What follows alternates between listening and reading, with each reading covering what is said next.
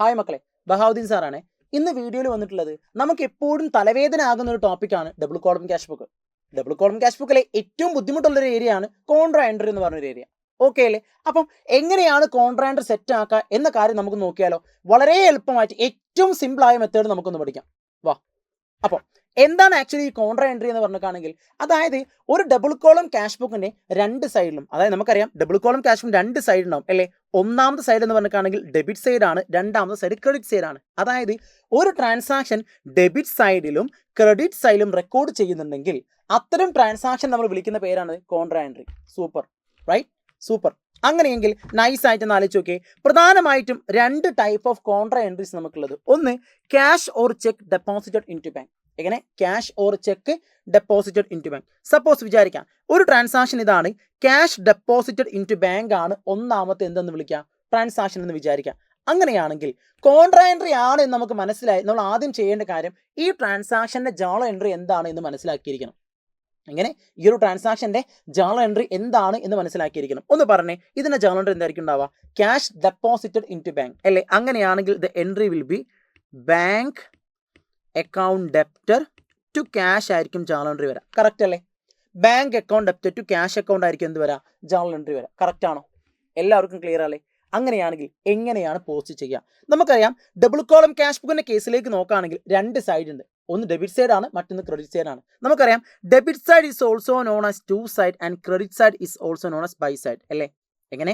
Debit side നമ്മൾ വിളിക്കുന്ന പേരാണ് മക്കളെ ടു സൈഡ് എന്നും, അതേപോലെ ക്രെഡിറ്റ് സൈഡ് നമ്മൾ വിളിക്കുന്ന പേരാണ് മക്കളെ ബൈ സൈഡ് എന്നാണ് ക്രെഡിറ്റ് സൈഡ് നമ്മൾ വിളിക്കുക അല്ലേ? അങ്ങനെയാണെങ്കിൽ എങ്ങനെ റെക്കോർഡ് ചെയ്യാം? സിമ്പിൾ ആണ്. എന്നാ കേട്ടോ. അതായത് നമുക്ക് ആദ്യം എന്ത് ചെയ്യണം, ഇവിടെ നോക്കുകയാണെങ്കിൽ ബാങ്ക് എന്ന് പറഞ്ഞാൽ ബൈ സൈഡ് ആണുള്ളത്, ക്യാഷ് എന്ന് പറഞ്ഞാൽ ടു സൈഡ് ആണുള്ളത്. ഉറപ്പല്ലേ? ബാങ്ക് എന്ന് പറഞ്ഞാൽ ബൈ സൈഡ് ആണ്, ക്യാഷ് എന്ന് പറഞ്ഞാൽ ടു സൈഡ് ആണ്. ഇതെല്ലാവർക്കും കറക്റ്റ് ആണല്ലോ. അപ്പോൾ നമ്മൾ എന്ത് ചെയ്യും? ടു ക്യാഷ് ആയതുകൊണ്ട് നമ്മൾ എന്ത് ചെയ്യുന്നു? ടു ക്യാഷ് എന്ന് പറഞ്ഞ് റെക്കോർഡ് ചെയ്യും. ഓക്കെ, എങ്ങനെ? ടു ക്യാഷ് ആയതുകൊണ്ട് നമ്മൾ എന്ത് പറഞ്ഞ് റെക്കോർഡ് ചെയ്യും? ടു ക്യാഷ് എന്ന് പറഞ്ഞ് നമ്മൾ എന്ത് ചെയ്യും? നൈസ് ആയിട്ട് അങ്ങോട്ട് റെക്കോർഡ് ചെയ്തു. ഓക്കെ അല്ലേ? ഇനി എമൗണ്ട് നമ്മൾ എവിടെയായിരിക്കും റെക്കോർഡ് ചെയ്യുക? ശ്രദ്ധിച്ചോ, 3000 റുപ്പീസ് ആണ് ഇവിടെ എമൗണ്ട് വന്നിട്ടുള്ളത്. സോ നമ്മൾ എവിടേക്ക് റെക്കോർഡ് ചെയ്യും? ടു ക്യാഷ് എന്ന് പറഞ്ഞ് വന്നത് കൊണ്ട് ബാങ്ക് കോളത്തിലാണ് എമൗണ്ട് എഴുതേണ്ടത്. വിച്ച് മീൻസ് ഓപ്പോസിറ്റ് ഡയറക്ഷനാണ് എന്ത് ചെയ്യേണ്ടത്? എമൗണ്ട് റെക്കോർഡ് ചെയ്യേണ്ടത്. ക്ലിയർ അല്ലേ? ക്ലിയർ അല്ലേ? ഇനി അതേ സമയം തന്നെ ഇവിടെ ബാങ്കിന്റെ കേസിലേക്ക് നോക്കുമ്പോൾ ബൈ ബാങ്ക് എന്നല്ലേ വന്നിട്ടുള്ളത്? ആണല്ലോ. നമുക്ക് എല്ലാവർക്കും ഡെബിറ്റിനുള്ളത് എന്താണ്? ബൈ എന്ന് പറഞ്ഞാണ് റെപ്രസെന്റ് ചെയ്യുന്നത് അല്ലേ? ബൈ ബാങ്ക് ആണ്. അപ്പൊ നമ്മൾ എവിടേക്ക് റെക്കോർഡ് ചെയ്യുക? ഡബിൾ കോളം ക്യാഷ് ബുക്കിന്റെ ബൈ സൈഡ് പെട്ട് നമ്മൾ എന്ത് റെക്കോർഡ് ചെയ്യും? ബൈ ബാങ്ക് എന്ന് പറഞ്ഞ് റെക്കോർഡ് ചെയ്യും. ഇനി നോക്കി, ഇവിടെ പെർട്ടിക്കുലേഴ്സിൽ ബാങ്ക് എന്ന് പറഞ്ഞല്ലേ വന്നത്. അപ്പൊ നമ്മൾ എമൗണ്ട് നമ്മൾ എവിടേക്ക് റെക്കോർഡ് ചെയ്യേണ്ടത്? ക്യാഷിൽ വേണം എമൗണ്ട് റെക്കോർഡ് ചെയ്യാൻ. എത്രയാണ് എമൗണ്ട്? 3000. ഇത് ക്ലിയർ ആണോ? 3000. ഇത് ക്ലിയർ അല്ലേ? ദെൻ LF നമ്മൾ എന്ത് ചെയ്യുന്നു? സി എന്ന് പറഞ്ഞ് മാർക്ക് ചെയ്യുന്നു. ഇത് ഓക്കെ ആണോ? സിമ്പിൾ അല്ലേ? പരിപാടി സിമ്പിൾ അല്ലേ? അപ്പൊ എന്താ ചെയ്യേണ്ടത്? കോൺട്രാ എൻട്രി ആണെങ്കിൽ ആദ്യം ജേണൽ എൻട്രി റെക്കോർഡ് ചെയ്യാം. ഓക്കെ അല്ലേ? ജേണൽ എൻട്രി റെക്കോർഡ് ചെയ്തതിന് ശേഷം ബൈ എന്ന് പറഞ്ഞതിന് നമ്മൾ എന്ത് ചെയ്യുന്നു? ബൈ സൈഡിലേക്കും റെക്കോർഡ് ചെയ്യുന്നു. ടു എന്ന് പറഞ്ഞതിന് നമ്മൾ എന്ത് ചെയ്യുന്നു? ടു സൈഡിലേക്കും റെക്കോർഡ് ചെയ്യുന്നു. സിമ്പിൾ പരിപാടി കഴിഞ്ഞു. ഇനി നെക്സ്റ്റ് സ്റ്റെപ്പ് എന്താ? ടു ക്യാഷ് ആയതുകൊണ്ട് പെർട്ടിക്കുലേഴ്സിൽ ക്യാഷ് വന്നതുകൊണ്ട് ബാങ്ക് കോളത്തിൽ ഓപ്പോസിറ്റ് കോളത്തിൽ വേണം എമൗണ്ട് റെക്കോർഡ് ചെയ്യാൻ. ഓക്കെ അല്ലേ? ഇനി അതേപോലെ തന്നെ ബൈ ബാങ്ക് എന്ന് പറഞ്ഞ് വന്നത് കൊണ്ട് നമ്മൾ എന്ത് ചെയ്തിരിക്കണം? ബാങ്ക് വന്നത് കൊണ്ട് ഓപ്പോസിറ്റ് സൈഡ്, അതായത് ക്യാഷ് കോളത്തിൽ വേണം നമ്മൾ എന്ത് ചെയ്തിരിക്കാൻ? എമൗണ്ട് റെക്കോർഡ് ചെയ്തിരിക്കാൻ. ഓക്കെ, ഇനി നമുക്ക് നെക്സ്റ്റ് നോക്കാം. Withdrawal from bank for business use. അതായത് ബിസിനസ് യൂസിന് വേണ്ടി എന്ത് നമ്മൾ വിഡ്രോ ചെയ്തിട്ടുണ്ട്?